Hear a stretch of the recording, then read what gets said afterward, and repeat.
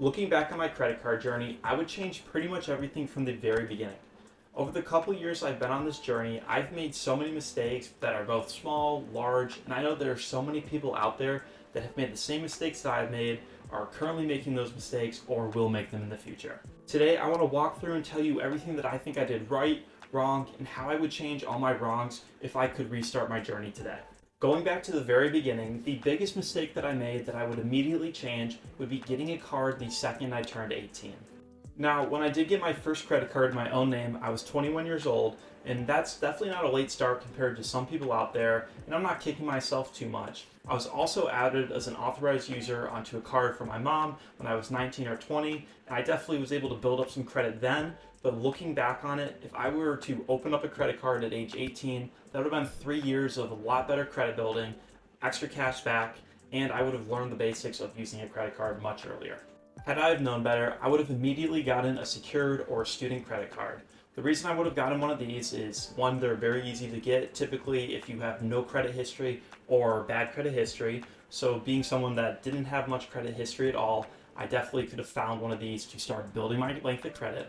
Some cards that are probably recommended for these secured cards might be the Discover It secured credit card. And the way that these work is you'll be able to put down a deposit and use that as your credit line, whereas with some other cards you just get a credit line and don't have to put down a deposit initially. And then I was actually a student at the time in college, so a student credit card could also have made a lot of sense. With either one that I would have went with, if I could restart, I don't think I could have gone wrong, as the biggest thing here would have just been extending my length of credit to give me an extra 3 years to build my credit and also earn a little bit of cash back, if any at all.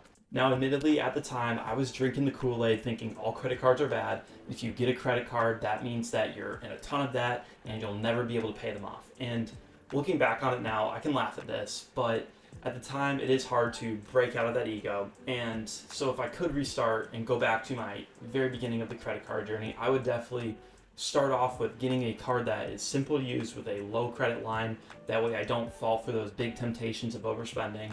I could easily build my credit by just making my payments on time, doing the right things like using automatic payments so I don't miss anything. And finally, some cards out there, even the secured and the student cards, which are on the tier one, the lowest tier, they do give you some incentives with cash back. It's not a ton, but any little bit helps. The primary focus here would just be improve my credit score as early as possible. So assuming I could have restarted my journey and gotten one of these cards, my plan would have been to hold it for about 1 year or two before getting another card. Initially, when I was in college at 19, I lived in the dorms for 2 years. Following that, I did move into a house with a couple of buddies, which means I could have been paying rent and earning money on my rent, which brings me to my second big change, and that would have been getting the Built MasterCard to earn cash back on my rent. So I was living in a house off campus with three of my buddies, and our rent as a total was $1,600 a month, split up between us. That was $400 each. Now, if I got the Built MasterCard, which has no annual fee, and you don't need a super high credit score to get, you do need some length of credit history, I would have been able to earn points on that with none of those transaction fees. So I lived in this house with my buddies for 2 years, and during that entire time, the way we'd pay our rent is three of us would Venmo one person, and that one person would then Venmo our landlord. So we all weren't using credit cards. We weren't really aware of it, and basically using Venmo just takes it right out of your banking account. Hindsight 2020, if I'd been able to use the Built MasterCard for my rent alone, that $400 a month, over the course of 2 years, I would have earned back around 9,600 points or $96 of cash back.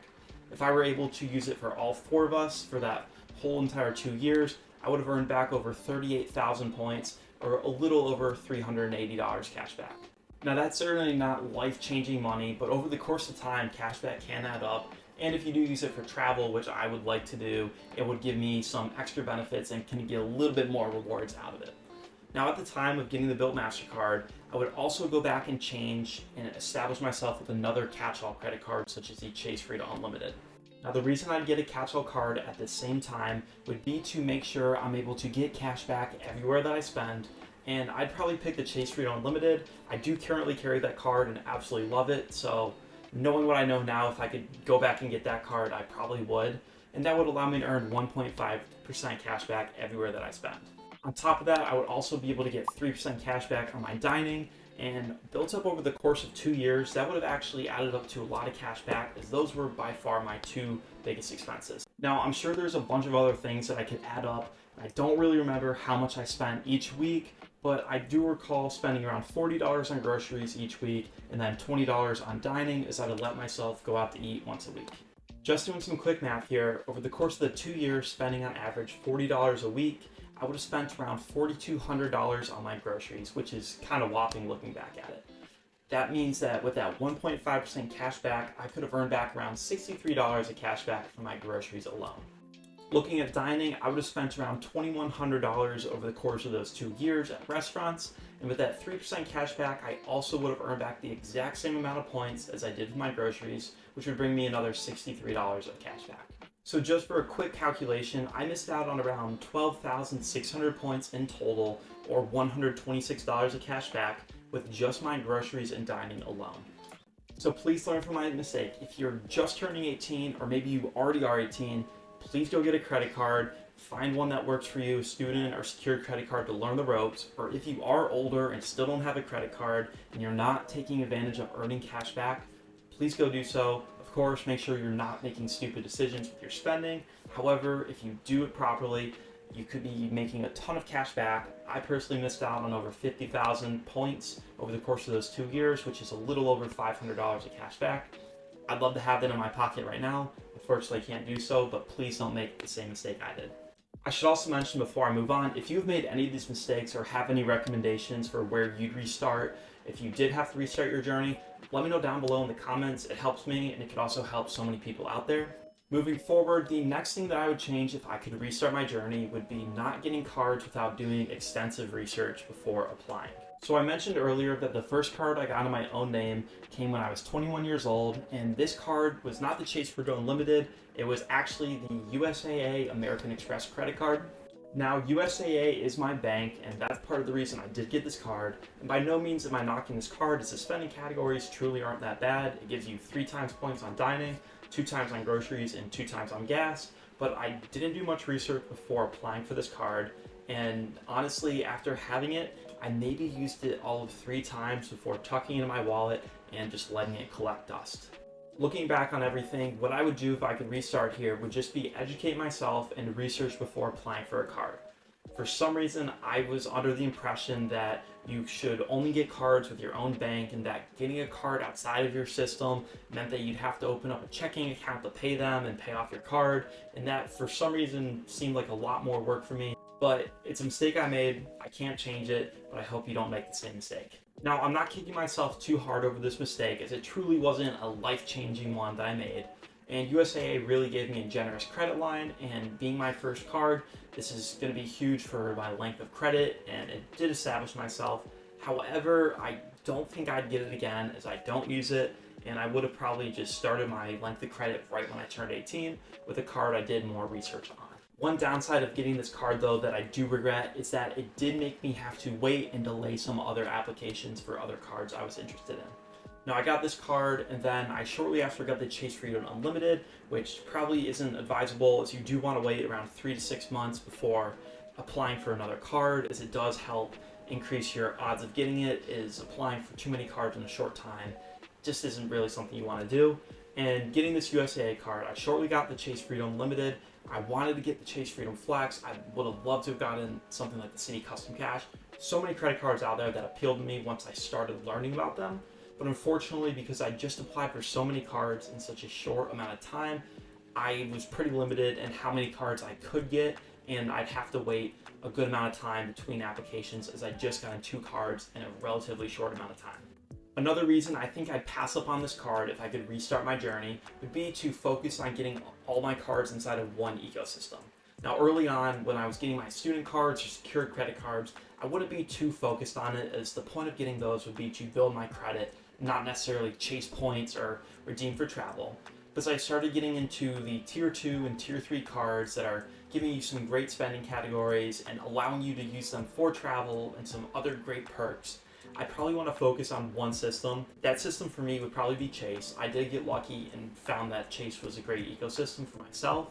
However, getting a bunch of cards in Amex and then Chase and then in Citi, might not be the most advisable thing. Even though you might get the most cash back, I think staying in one ecosystem is something great to learn and then focus on consolidating your points inside of it. Now, if you are interested in picking a system that does fit for you, and I did mention that Chase ended up being the system that I chose, and I wouldn't change that because I really like their cards, I would research maybe card setups within each ecosystem. I know Chase has their trifecta, Capital One has their duo setup, American Express has a trifecta as well. I'd research those, see where you're going to be able to get the most cash back, maybe check out the annual fees attached to the trifectas or the duos. I'd look into the transfer partners or spending categories and sign-up bonuses. So my biggest piece of advice for myself in the past, if I could redo this, would just be do a ton of research, just look up the cards, look at the specifics, spell it out to see where I'm going to be getting the cash back, and really figure out what system works best for me before applying and getting a card that I might regret getting later on. So basically, if I could restart, I'd do research. Thankfully, I did pick Chase, and that ended up working well for me, as I do love their transfer partners. I love the opportunities for travel. They have some great point value redemption inside of their Ultimate Rewards portal, and I think it was just a great system for myself. And unfortunately, if I pick something like Wells Fargo or Citi, something that doesn't necessarily tailor to my own needs, I might have been scrambling to, okay, now I have this Citi card, now I want to pivot over to a whole other ecosystem, which would have just made things a bit more complicated, and definitely doing research ahead of time could have alleviated that whole process. And if you are someone that doesn't know where to start in an ecosystem, or you are someone that has cards across multiple ecosystems, my advice to you would just be pick one and roll with it. Start hunting cards in that ecosystem, even if it means you're giving up 0.5% or 1% of cash back somewhere. I'd use all my spending on one card or two cards inside the same ecosystem. That way things are just simpler, at least when you are a credit card beginner. To sum up everything so far, if I could restart when I was 18, I would have gotten my first credit card. A year or so later, I would have gotten the Built MasterCard and a catch-all card. Following that, I would have passed up on getting my USAA American Express card and instead either waited or done a lot more research into finding a credit card system that worked for me and started hunting those credit cards. With all that being said, the next thing that I would change would have been to set up a long-term credit card roadmap before getting more credit cards. Now we're getting close to where I'm currently at in my credit card journey, and I think that having a credit card roadmap earlier on would have helped me identify some spending categories that I wasn't getting the most cash back on that I definitely could have maximized. I think it would have helped me with planning out when I'm going to apply for cards. That way I don't run into any hindrances, and I know that at this month I'm going to get this card because of this reason. And overall, I just think it would have helped me avoid some of the mistakes we talked about earlier with getting unnecessary cards and not building up in the right ecosystem. After getting these cards and spacing it out so well, such as 18 years old getting my first card, and then around 20 or 21 getting some of these other cards I was interested in, like the Chase Freedom Unlimited, then I wouldn't have had to worry about the Chase 524 rule when I started building up my trifecta. For those unfamiliar, the Chase 524 rule basically means that you'll be denied for a Chase credit card if you've applied for 5 or more in the past 2 years. And honestly, setting up a roadmap can help you avoid rules like this entirely. Now, I did run into this Chase 524 rule. For myself, I got the USAA card, then around a month later, I had my Chase Freedom Unlimited. A month after that, I had the Built MasterCard. So that was 3 cards in a matter of 3 months, which meant that if I wanted to build up this trifecta, I would have to get the Chase Freedom Flex and one of these Sapphire cards as my next cards, or I'd have to wait 2 years before I could really build this lineup.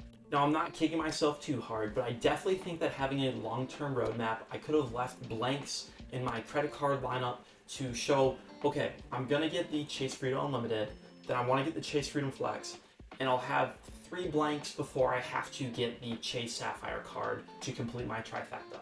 This meant I wouldn't be in a rush, and if there was a card that popped up with a super awesome promo or a new card on the market, I wouldn't feel as obligated to the Chase system compared to another card out there that I would have loved to have carried. One card that comes to mind for myself that I do wish I had, but had to push off, and I will apply for soon, was the Citi Custom Cash.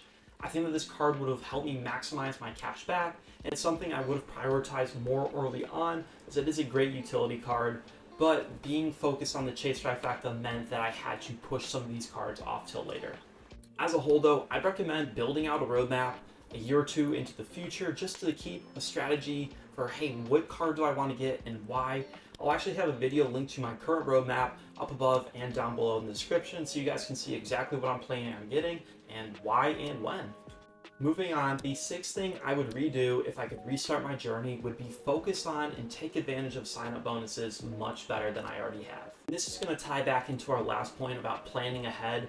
Look, if I had been able to plan ahead for myself and maybe budget around the sign-up bonuses, say I have a card payment coming up and then maybe I'll apply for a card a month before then, that way I can throw the payment on the card and then hit that sign-up bonus.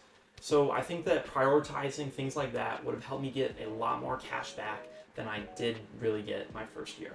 Additionally, a lot of cards out there will have promos throughout the year where they'll change up their sign-up bonuses to try and incentivize people to get their card. We just saw with the Chase Sapphire cards, they bumped it up from 60,000 points to 75,000 points just as a little special promotion. And thankfully I actually was able to take advantage of that, so I did learn from my mistake at least a little bit. But there's so many other cards out there that I didn't learn from. For example, the Chase Freedom Unlimited, when I went to apply, my promo was get an additional 1.5% cash back for the whole first year. And unfortunately, that just was not the right thing for me as I don't spend a lot. Being a grad student, I'm on a tighter budget. And I think I would have been much better off getting the spend $500 in 3 months and get $200 cash back, which is very typical for some no annual fee cards. Had I known better at the time, I would have told myself, hey dude, just wait 2 weeks or 3 weeks to see what the new sign-up bonus will be, just because that was a limited time thing they were offering. And they actually changed it to the one I just shared with you of that spend $500. So I'm kicking myself for that because I did miss out on some cash back. But if you do plan ahead and you look for these things, you can take advantage of and maximize all of your cash back. Once again, it's all hindsight 2020 for me. I can see all the mistakes very clearly that I made because now I'm looking at it from a different perspective. I hope that if there is something that you're going to take away from this video, it would be try and learn, try and plan ahead, and don't make the same mistakes I'm making. Maybe I'll help you get an extra $100 of cash back, or maybe get the right sign-up bonus for yourself. This is going to bring us to the final point and thing that I would redo if I could restart my journey, and that would be to take advantage and enjoy the points a little bit more than I have been. Over the past year alone, in the Chase portal, between the referral, sign-up bonuses, and my normal spending, I've been able to earn around 130,000 Chase points, which is around $1,300. In my Built MasterCard, I've been able to earn around 17,000 points, which means I have around 170 cashback dollars there. And I think I've spent 20,000 points entirely with my Chase points, and that was just to fly someone up to see me. But my point here is, like, what's the point of getting all these points if you're not going to use them? Now, I do have a little habit of hoarding them, as I do know that I want to take a really big trip one day. My goal is to fly to New Zealand without having to pay anything for it, and that is quite an expensive trip.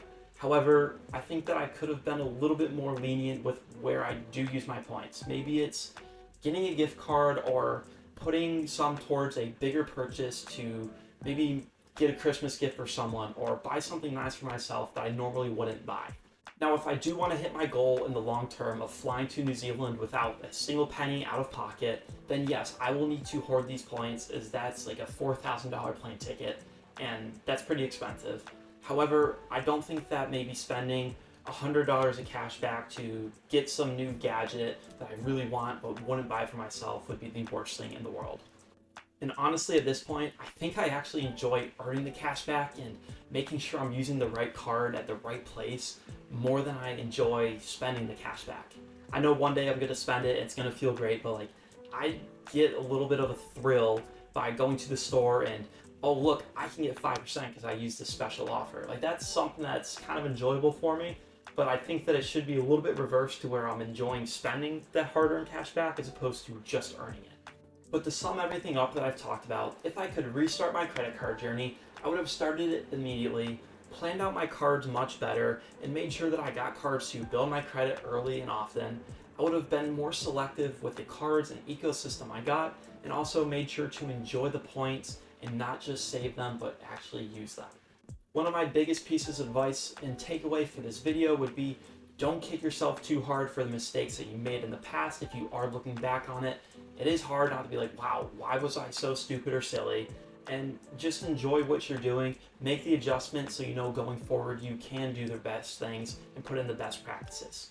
Honestly, I think it'd be pretty cool to make one of these videos each year. Let's say I make one in a year's time and I look back and what I'm going to be sharing is probably very different, and I'm going to be sharing more about the mistakes I know that I'm going to make in the next year. So I think that's going to be something cool for development. I'd encourage you to do the same. Maybe document some mistakes that you've made and just keep a writing list if that's something that works for you. That way you can look back and be like, look, I made a ton of mistakes early, so maybe making one mistake in a year isn't that bad. But once again, let me know down below in the comments which mistakes you've made that are the same as mine or are totally different. I'd love to hear so I can help myself for avoiding those mistakes in the future, but also help other people in the comments avoid those same mistakes. You guys could also go like and subscribe. It really goes a long way in helping the algorithm grow. We're over 500 subscribers and we want to hit 1,000 by the end of the year. So please go like and subscribe. I really appreciate you guys watching the video. I'll see you guys in the next one.